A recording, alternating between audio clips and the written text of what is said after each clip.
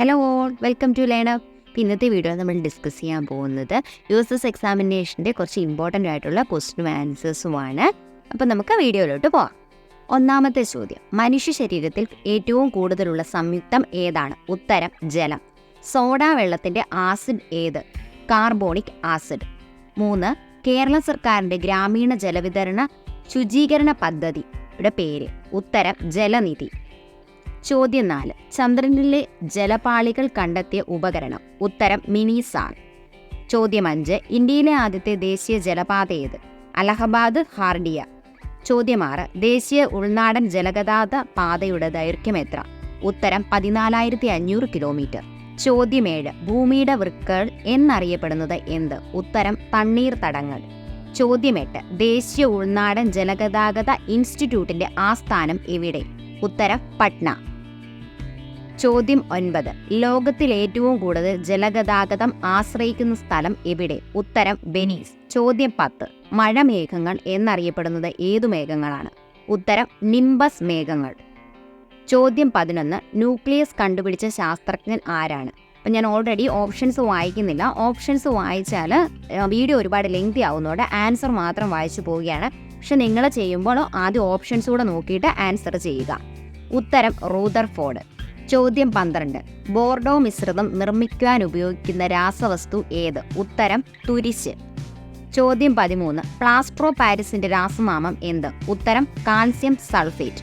പ്രോട്ടീനിന്റെ നിർമ്മാണ വേളയിൽ ഉപയോഗിക്കുന്ന ലോഹം ഏതാണ്? ഉത്തരം പൊട്ടാസ്യം. ചോദ്യം 15, ഹൈഡ്രജന്റെ ന്യൂട്രോൺ ഇല്ലാത്ത ഐസോട്ടോപ്പ് ഏത്? ഉത്തരം പ്രോട്ടിയം. ലോകത്ത് ഏറ്റവും കൂടുതൽ യുറേനിയം ഉൽപ്പാദിപ്പിക്കുന്ന രാജ്യം ഏത്? ഉത്തരം കസാക്കിസ്ഥാൻ. കാർബണിക രസതന്ത്രത്തിന്റെ പിതാവ് ആരാണ്? ഉത്തരം ഫെഡറിക് വോളർ. ചോദ്യം 18, സസ്യങ്ങൾ പുഷ്പിക്കുന്നതിന് സഹായിക്കുന്ന മൂലകം ഏതാണ്? ഉത്തരം ഫോസ്ഫറസ്. ചോദ്യം 19, രസതന്ത്രത്തിൽ ആദ്യമായി നോബൽ സമ്മാനം നേടിയ വ്യക്തി ആര്? ഉത്തരം വാൻ ഹോഫ്. 273 ഡിഗ്രി സെൽഷ്യസിന് തുല്യമായ കെൽവിൻ സ്കെയിലുള്ള ഊഷ്മാവ് എത്രയാണ്? ഉത്തരം 0 കെൽവിൻ. ഇന്ത്യയിൽ സാഹിത്യ മേഖലയിൽ നൽകപ്പെടുന്ന ഏറ്റവും വലിയ ബഹുമതി ഏതാണ്? ഉത്തരം ജ്ഞാനപീഠം. കേരള ഇബ്സൺ എന്നറിയപ്പെടുന്ന സാഹിത്യകാരൻ ആരാണ്? ഉത്തരം N കൃഷ്ണപിള്ള. ലോകം എന്നെപ്പറ്റി എന്തു കരുതുന്നു എന്നെനിക്കറിയില്ല, പക്ഷേ എന്നെ സംബന്ധിച്ചിടത്തോളം ഞാനൊരു കൊച്ചുകുട്ടിയാണ് എന്ന് പറഞ്ഞത് ആരാണ്? ഉത്തരം സർ ഐസക് ന്യൂട്ടൺ.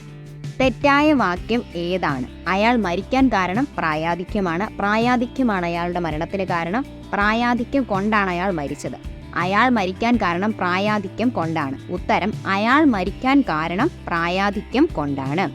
സർവവിദ്യാധി രാജൻ എന്നറിയപ്പെടുന്ന സാമൂഹ്യ പരിഷ്കർത്താവ് ആരാണ്? ഉത്തരം ചട്ടമ്പി സ്വാമികൾ. ലോക പുസ്തക ദിനം എന്നാണ്?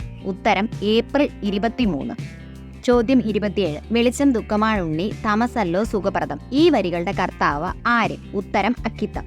ജാതി ഒന്ന്, മതം ഒന്ന്, കുലം ഒന്ന്, ദൈവം ഒന്ന്, ലോകമൊന്ന് എന്ന സന്ദേശം നൽകിയത് ആരാണ്? ഉത്തരം വൈകുണ്ഠസ്വാമികൾ. ഞാൻ അറിയാതുള്ള ഭാഷ മുരളുന്ന തേനീച്ച കൂടാണെന്ന് തോന്നി. ഏത് കവിതയിലെ വരികളാണിവ? ഉത്തരം കൊച്ചനുജൻ.